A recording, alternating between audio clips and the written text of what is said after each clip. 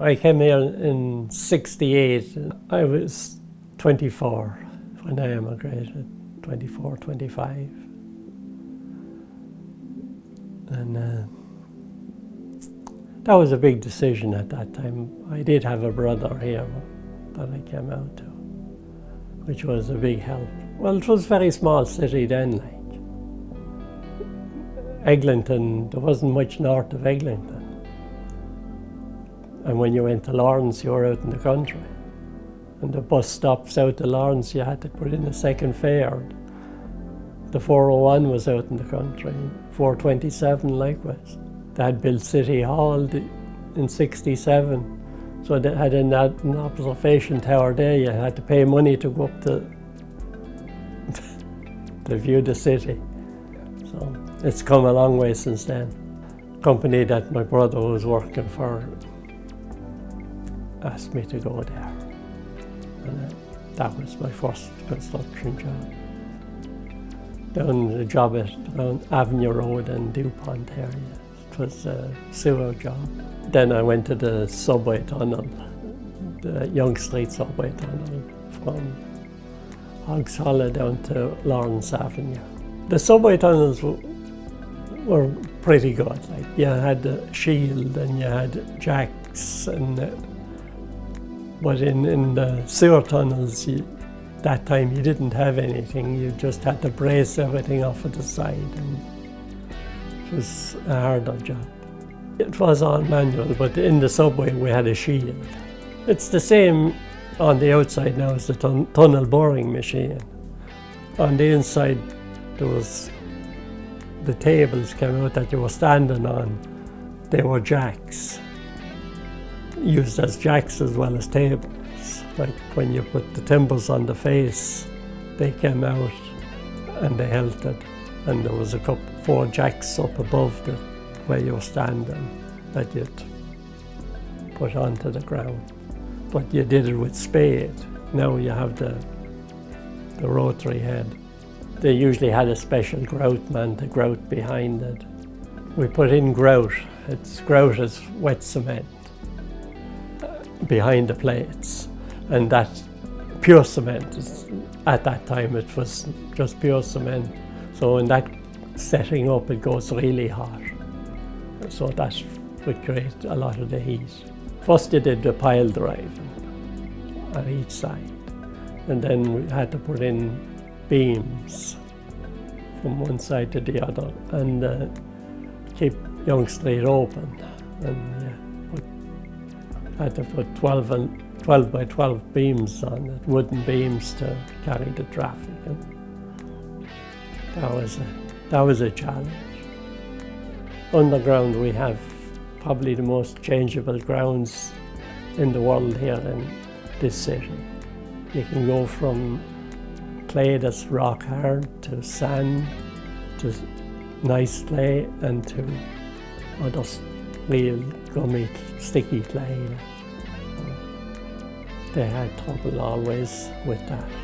When we got near the end, just about 10 foot above the shale, it got really bad. There was like a river bed there, and there was some big, large-sized stone in it, and one big rock actually.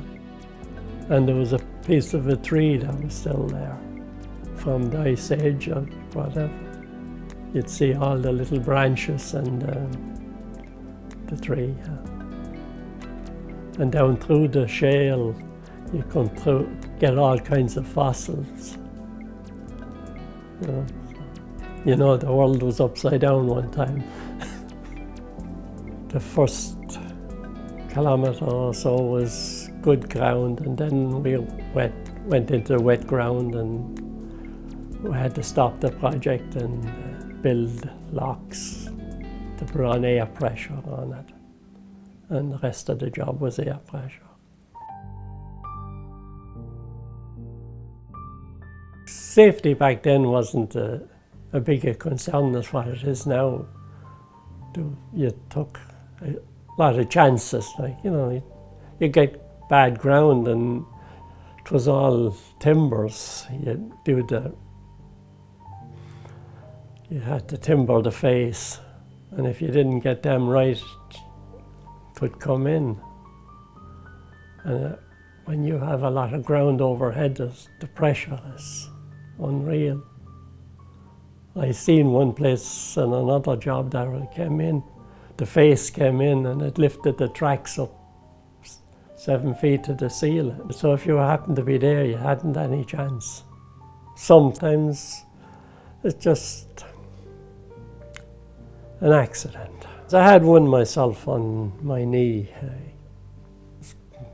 I was just doing footings for a building now, and it was only down 4 feet, but there was a wet corner in it, and it went down a little further to drain it out. And I've had a pump in, and when I'd taken out the pump, the ground came in on me and tore all the ligaments in my knee. It bent it out actually L-shape.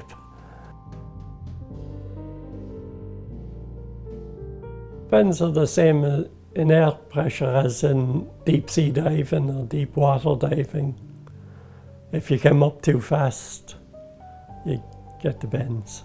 It's serious. You have to be taken and put in a chamber, and you have to go through the tests and go into the chamber, and it's scary when you're in that for the first time because it's steel and you hear all the air coming in and filling up, and you have to inhale it, or your ears sometimes don't open, then you have to swallow it.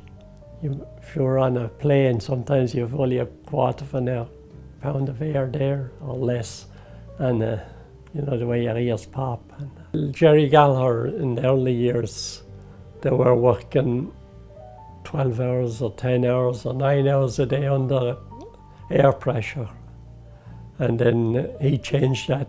He took it down to, I think, depending on the amount of air you worked under, you could go from spend 3.5 to 4 hours in, and then you had to come out for an hour and a half. Like, that was a big change. It's completely different now.